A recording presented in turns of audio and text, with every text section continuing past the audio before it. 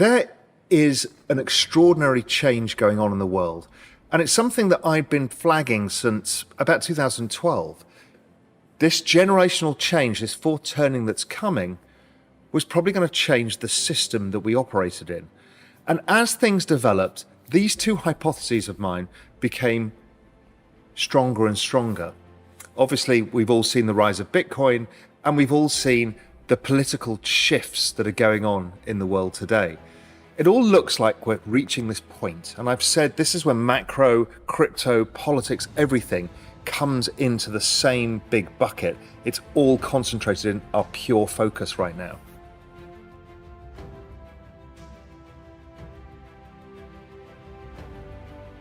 You see, the news is starting to come out that central banks are going to adopt digital currencies. If you remember, this started getting floated by, I think Facebook Libra was one of the first. They came up with this idea of creating a global basket of currencies that were digital, and they would have this foundation in Switzerland, and that global basket would be a new world currency which could be used for the internet to interact on. The central banks looked at that and said, no, you're not doing this, because this really is redefining the rules of currency. And what you're going to create, it was basically a stable coin, but what you're going to create is something that's out of our control. Now, they kind of don't mind Bitcoin yet, and we'll come on to that later. They've observed it, they've seen it, and they're learning from it. Next was the IMF, out this week, papers about digital currencies. Then we've seen it from the Department of Justice in the US. We've seen it from the agreement in the US for certain banks to custody Bitcoin and other digital assets, allowing them to come into the system. We've seen a whole bunch of these things. This could be a really, really good way to solve many of the world's problems.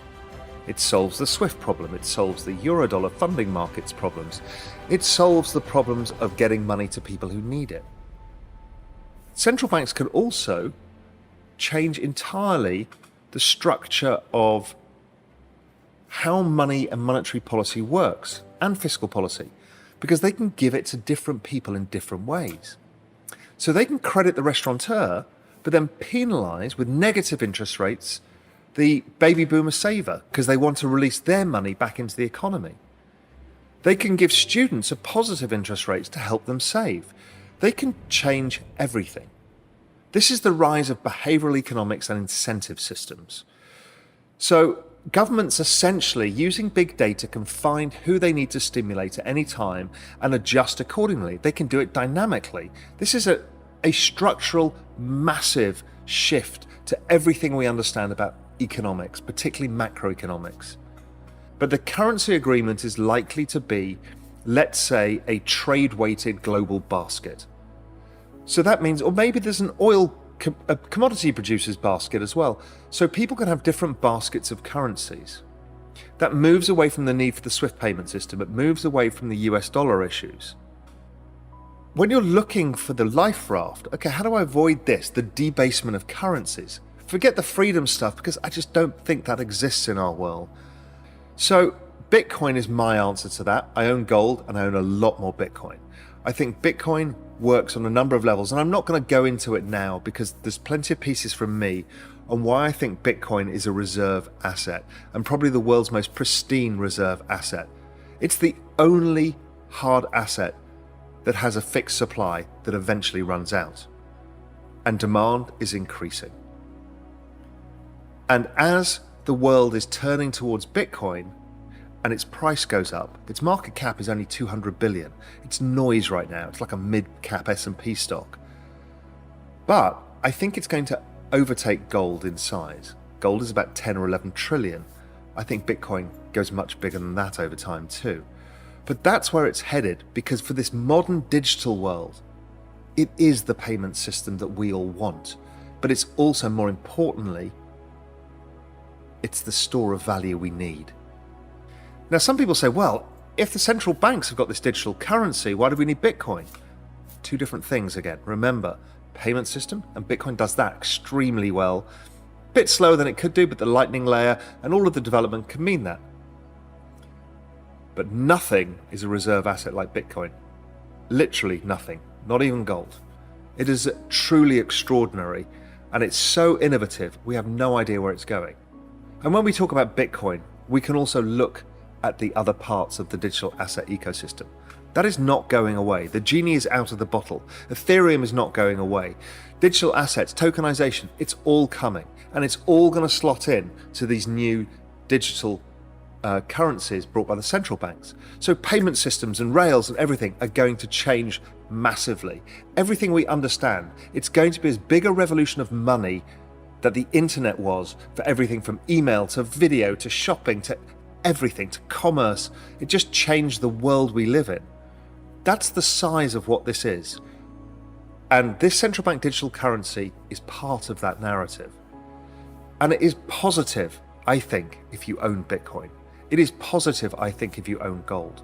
I think gold has that place for those concerned about the future of Bitcoin. But I will take that risk in Bitcoin. I will say, I think it goes a lot higher before I have to worry about that. And I do think Bitcoin is the cockroach that can't be killed. I think it is something too powerful for even governments to overcome. So the central banks are going to compete at payments level.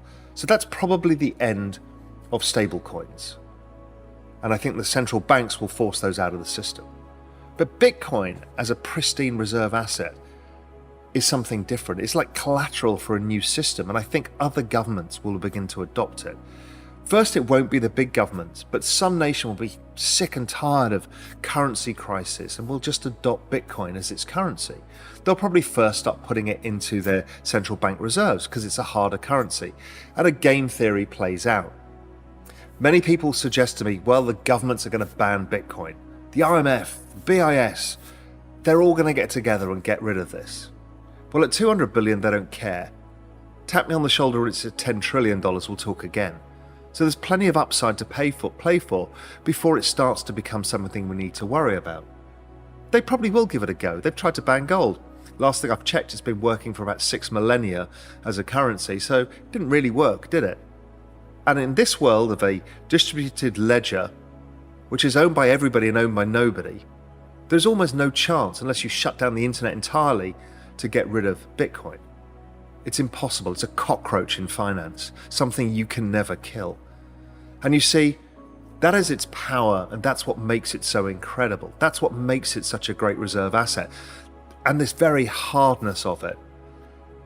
So I think they may try, but in a globalized world of regulatory arbitrage, somebody else will adopt it. I think it is something too powerful for even governments to overcome. And I think it is our life raft and our way out.